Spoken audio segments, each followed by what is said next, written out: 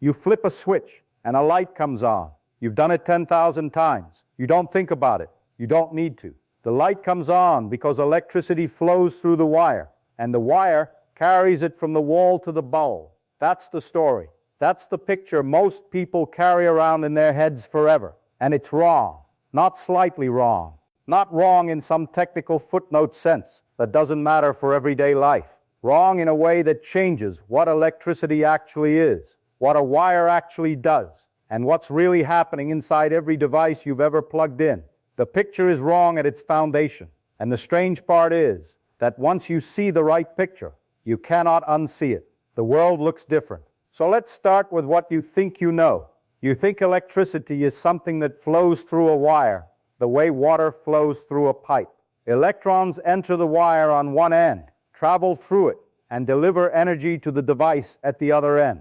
This picture is taught in schools. It's drawn on diagrams. It has the comfortable feel of common sense, and it contains a fatal problem that almost nobody talks about. Think about this. A copper wire is already full of electrons, completely full. Before you flip any switch, before any power source is connected, there are approximately 10 trillion free electrons sitting in every cubic centimeter of copper wire. That's not an approximation for dramatic effect. That's a measured quantity. The wire is not empty, waiting to be filled. It is already saturated with charge carriers. So when you connect a battery, what exactly is flowing?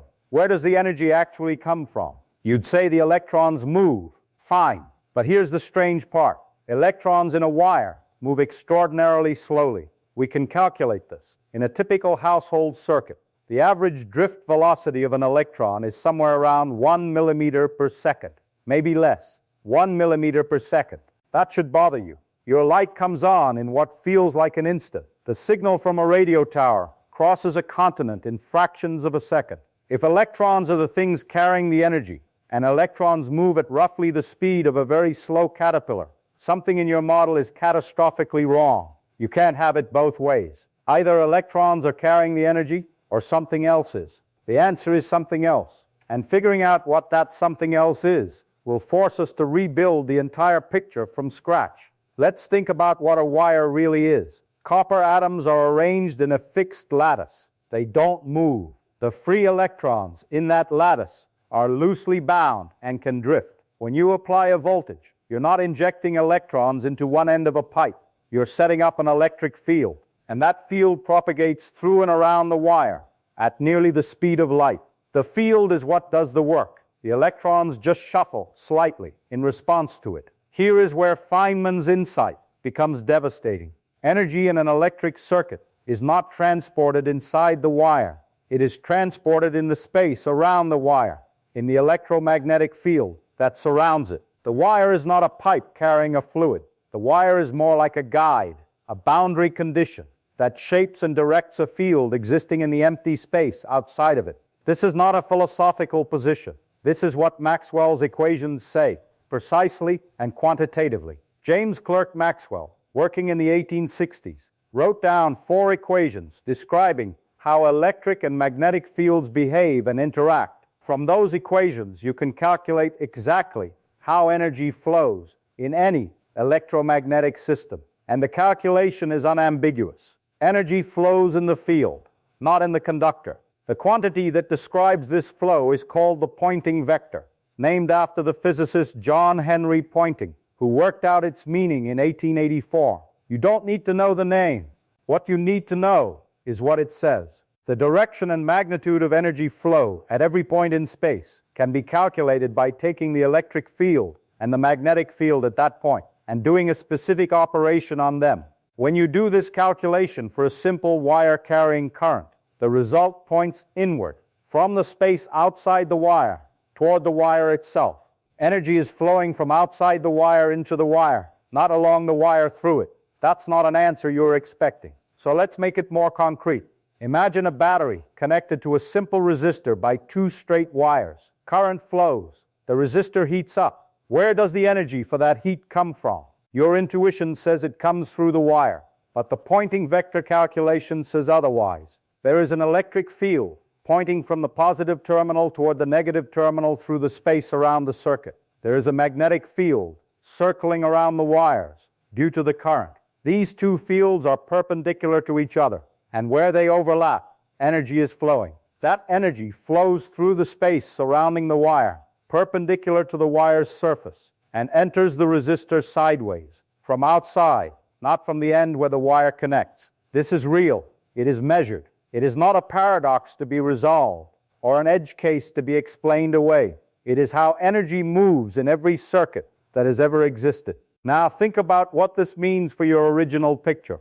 The pipe and water analogy told you that electrons carry energy through the wire, like water carries kinetic energy through a pipe. But the electrons in the wire are not carrying meaningful energy at 1 millimeter per second. They are responding to a field. The field is what moves at close to the speed of light.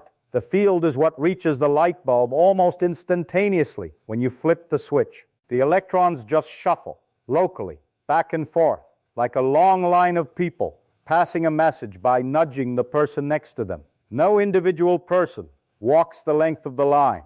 The information travels almost instantly. Here's where it gets uncomfortable. If energy is in the field, and the field exists in the space around the wire, then the shape of that space matters. The geometry around a circuit is not a passive backdrop. It is the actual medium through which power is being delivered. Remove the wire, and you lose the boundary condition that guides the field. The field collapses, and the energy has nowhere to go. The wire is essential, but it is essential as a guide, not as a channel. This reframes the question of what a wire does entirely. A wire does not carry energy. It constrains and directs the electromagnetic field that carries energy. That is a completely different function. One is a conduit, the other is a rail, a fence, a boundary. And this is where the original question falls apart. The original question was, how does electricity carry energy through a wire? The question itself assumes the wrong picture. Electricity does not carry energy through a wire. Electromagnetic fields carry energy through space, guided by wires. The question was wrong, not imprecise. Wrong. The premise was wrong. The right question is, how does a wire shape the electromagnetic field that transports energy from a source to a load? And when you ask that question, everything about circuit design, antenna engineering, signal transmission, and high-frequency electronics becomes coherent in a way that the pipe model never allows. Now, you might be sitting here thinking, this is an abstract theoretical point that doesn't change anything practical, but it changes everything at high frequencies. At low frequencies, the field changes slowly enough that the pipe model gives you approximately correct predictions. That's why it survives in introductory physics courses. It's a useful approximation for slow, simple cases. But push the frequency up, use shorter and shorter pulses, approach the speeds used in modern processors and communication systems, and the pipe model fails completely and catastrophically. Signal integrity, impedance matching, electromagnetic interference, the behavior of coaxial cables, the design of transmission lines. All of this is about the field in the space around the conductor, not inside it. The engineers who build the chips and antennas and fiber optic systems that run the modern world have had to abandon the pipe picture entirely. They work with the field picture because it is the only one that actually predicts what happens. GPS satellites are tested against the predictions of relativistic corrections to electromagnetic theory. Particle accelerators use precisely shaped electromagnetic fields to guide particles at a fraction of the speed of light. The beams in those machines are steered by fields in evacuated space, with no wire in sight, because the field is the thing, always was. And here is the quiet conclusion that follows from all of this. When you flip a switch and the light comes on, what you are really doing is completing a boundary condition. You are allowing an electromagnetic field to form around a circuit. That field, which exists in the space between and around the wires, carries energy outward from the source and delivers it from outside into the resistance that converts it to light and heat. The electrons drift slowly. The field moves almost instantly. Your intuition had the right speed and the wrong carrier. This is how science progresses. Maxwell writes 4 equations. Poynting follows the mathematics and finds where the energy must be. Engineers eventually discover, at high frequencies, that the pipe model breaks down in precisely the ways the field model predicted. And now, looking back, The picture is not surprising. It is inevitable. The mathematics demanded it. The experiments confirmed it. The only question is why we keep teaching the pipe model as though it were the truth, instead of as what it actually is, a convenient approximation that hides the real structure of the problem. Truth is not obligated to match your intuition. It is not required to be simple or comfortable or to fit the analogies that feel natural to human beings, evolved for an entirely different scale of experience. The universe has a structure. That structure is described by field equations. And the job of physics is not to make that structure more palatable. The job is to find it, describe it precisely, and follow it wherever it leads, even when it leads to the conclusion that the thing you thought was flowing through the wire was never there at all. The light still comes on when you flip the switch, but now you know what's actually happening.